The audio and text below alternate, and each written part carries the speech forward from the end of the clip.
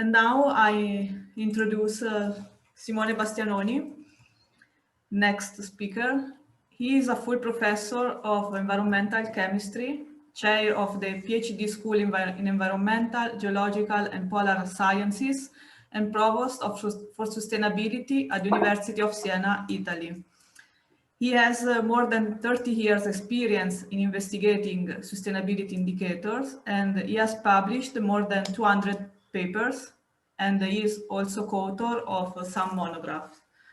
So the floor is yours, and keep 15 minutes, please. Okay, thanks, Fabiana. And it's exactly 30 years, actually. No, don't make me older than I am, please. Actually, 29. So, but anyway, yes. But I want to remember that he was my professor, and I see him very old. Yeah, that's why. Okay. Yes, I will, for my talk, I will rely very much on what all the previous speakers have said. It seems like we have written a book together, actually.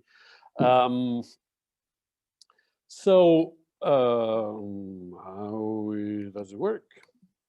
I don't know. Okay.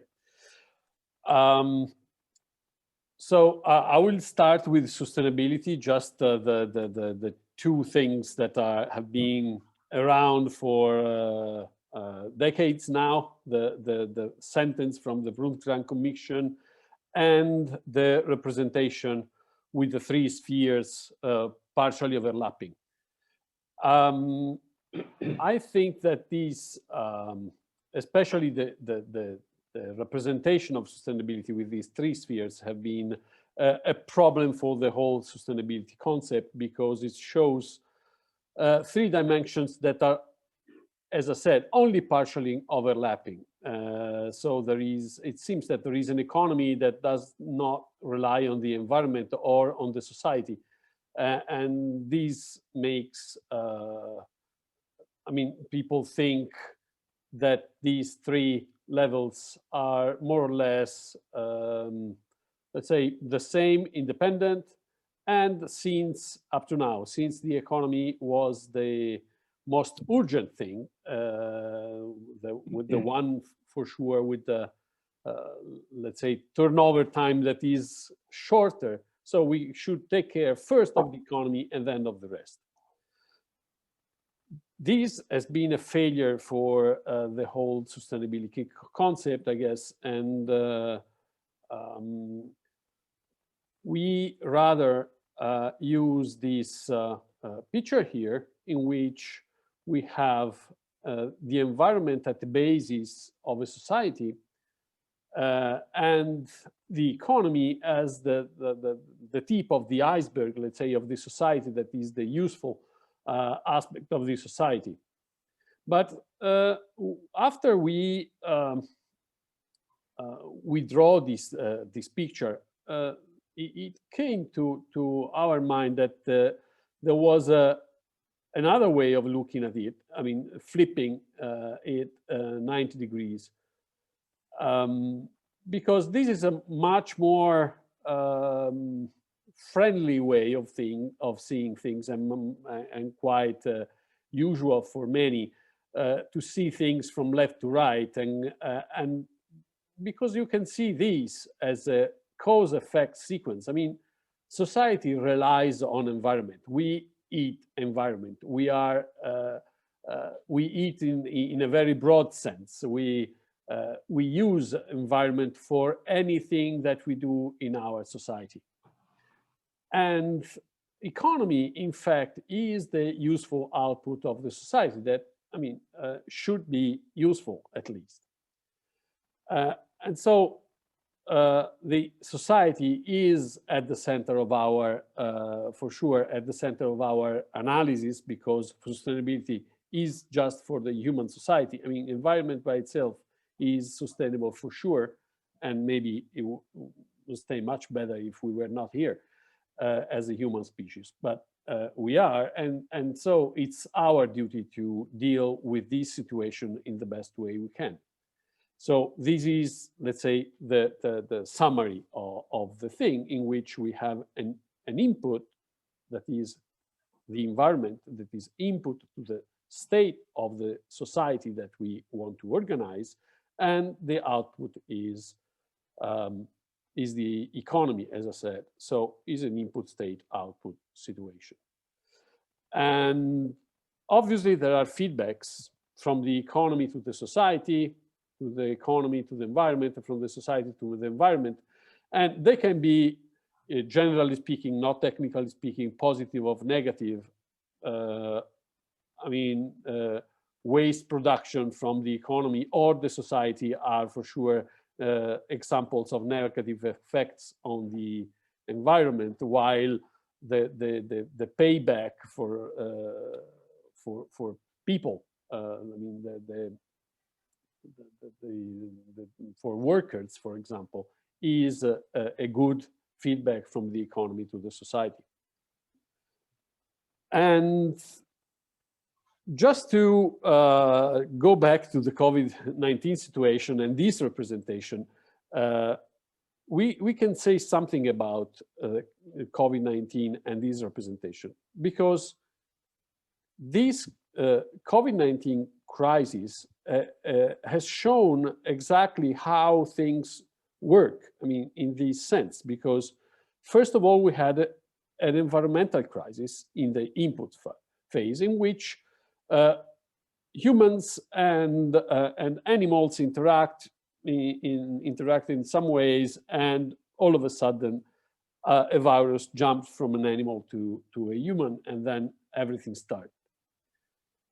Then we are having a crisis in the society, because I mean, we need to have lockdowns, etc., or reduced activities anyway, because otherwise we get too much sick.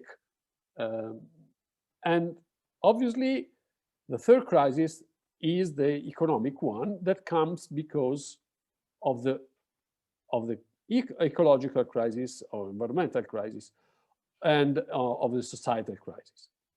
So in this sense, every time I hear that we have to open because of the economy, etc., well, I guess that those that want to reason just here at the end of the chain forget that the cause-effect situation and the feedbacks. So in this case, those that want to open more for the economic benefit, eventually that will make the economic something bad to the economy. We have shown this situation also for analyzing the economies around the world, and we found out a curious thing, that basically the big the big connection is between the consumption of goods. So in this sense, the amount of environment that we use as society, and the economy. The society itself, the organization of society, is like jumped by this cause-effect thing that connects the use of resources and economic growth, let's say. But this is not what I want to stop with, but I want to go back to the environmental part. Because if we zoom on the environmental part, we find, as the previous speaker showed, the same situation as we have seen before, in the sense that is always, in natural systems, input and a state and some outputs. In this sense, if we want to see the thing from our viewpoint, or our viewpoint in the sense of human race, the input is coming from from the sun, from the rain, the wind, etc. The state is the state of the whole biosphere, or of one of the ecosystems that you want to analyze. And in this sense, the useful output are the ecosystem services of which Felix Müller talked before. So the inputs arrive in the ecosystem, the system organizes itself in a structure, and at the end, we use the output of these ecosystems as ecosystem services.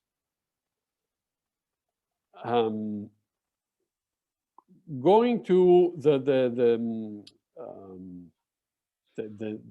orienters or indicators, or how, I mean, we want to call them, Emergy is something that works in the input phase of the system, while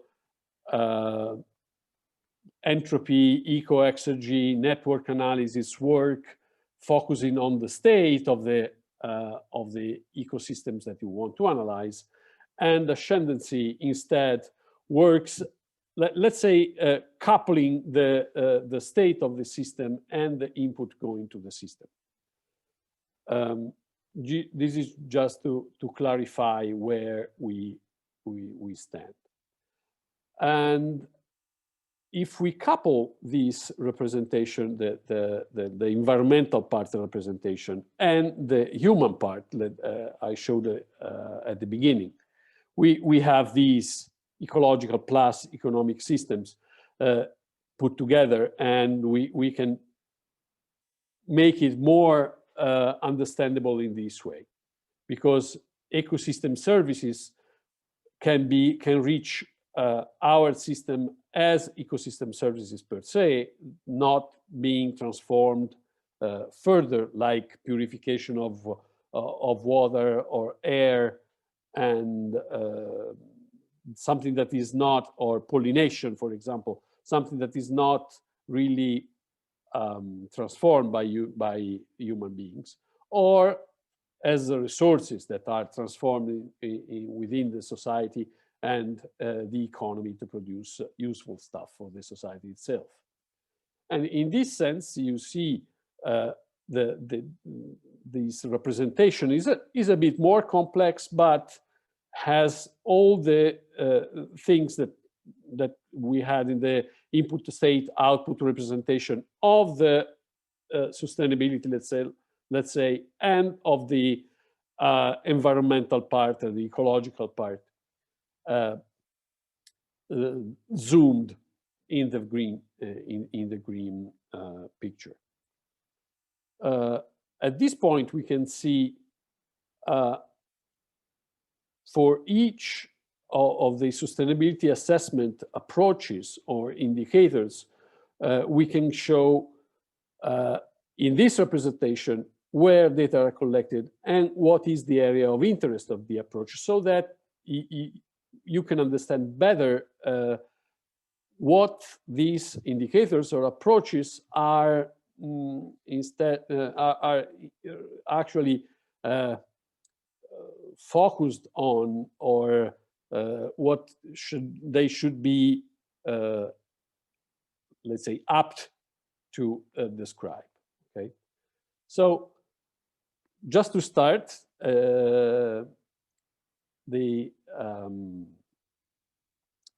I show you GDP. GDP, you know what it is. I mean, it's not a sustainability indicator, but just to show you, GDP works here. I mean, it takes the data just from the economic system, the production of the economic system, and the interest is this. Okay, this with respect to this.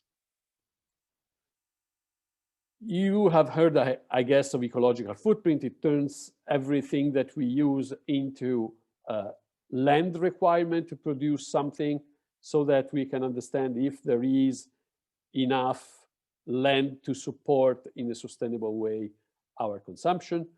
It takes its data when the resources enter the society, and this is the, let's say, the area of pertinence of ecological footprint, in the sense that starts from where the resources are taken and goes back until the economy, and then it feeds back just with one part, because it takes into consideration the pollution due to CO2 and other greenhouse gases effects, greenhouse gases. In this sense, it takes also into account these feedbacks. If I look at LCA and other of the approaches that are very commonly used, and it takes and it basically wants to assess how much impact, impact that we possible impacts that we can have in a certain production system, for example. And in this sense, the point of where we collect the data is where resources enter the production system and the socio-economic system.